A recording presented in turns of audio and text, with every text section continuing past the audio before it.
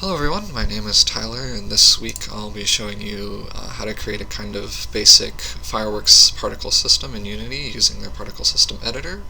This is the kind of effect that we'll be creating today. It kind of mimics other fireworks by having like a little trail and then an explosion.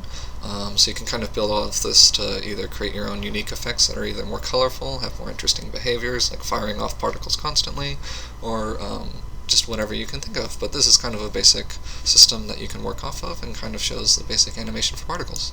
So let's move that to the side and then make one of our own so we can show you how to do that. Let's reset the position so we don't have to move the camera too much.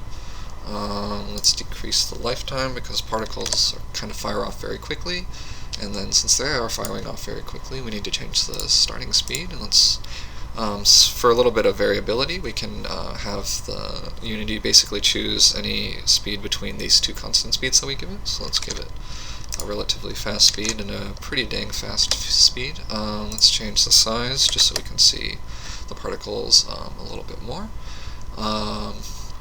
We don't really need a gravity multiplier since we want them to be shooting up and not kind of having this downward force on them all the time. We are going to want to change the emission instead of a constant rate, and want it to be kind of more of a burst so you can kind of see it.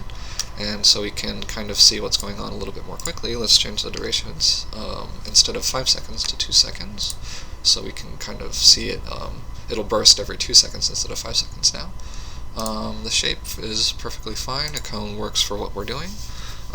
So we can give our particles a little bit more interesting kind of variation by applying a force over time for those. So let's do that a little bit.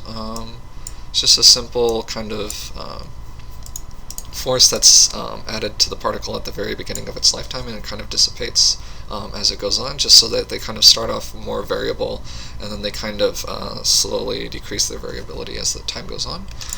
So let's change, since you can't really see it right now, let's change the maximum and minimum limits of that particle and then paste those graphs over to that. The next thing we want to do is color over lifetime. Let's give our particle kind of a yellowish color, kind of a little bright.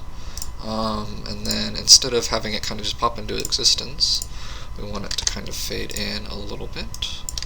So we can do that. We do want it to not fade out because the explosion effect that we're going to do later is going to kind of hide that a little bit.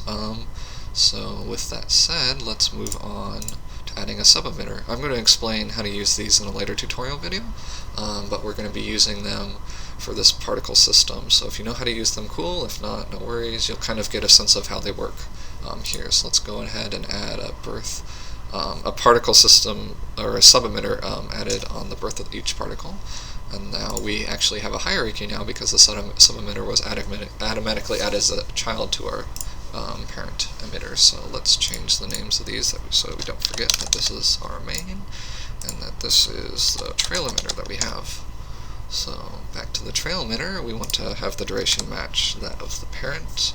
Lifetime's fine, speed is fine, size, we probably want it to be a little bit smaller than the main, just probably not that small, just so we can kind of tell the difference between the two.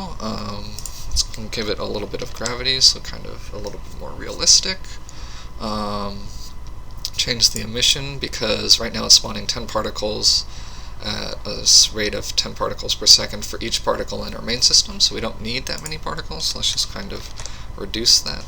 A lot of these numbers you can kind of just play with to see what fits you best, but I'm just doing this kind of quickly in order to save time. The shape is perfectly fine. We could add a little bit of variability to kind of match the particles that we have earlier, but instead of doing a force over lifetime, let's do a velocity over lifetime for a bit more immediate results, and kind of just do this random kind of in and out of positive velocity, so they kind of just go back and forth a little bit following the particle. So let's change the maximum and minimum so it's a little bit more noticeable, but not too noticeable that it's distracting.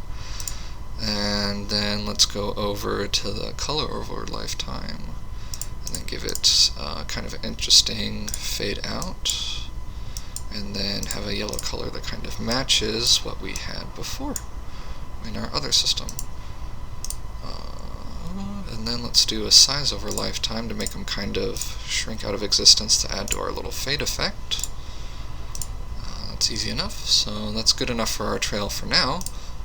Let's move on back to our main, and then add the little explosion effect by adding a death subemitter. So let's change this one's name to explosion.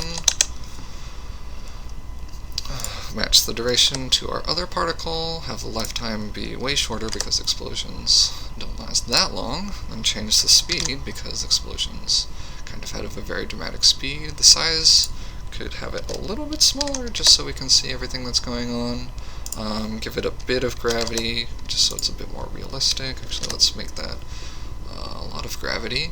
And then moving on, we want to change, we don't need 30 particles per particle of our main system because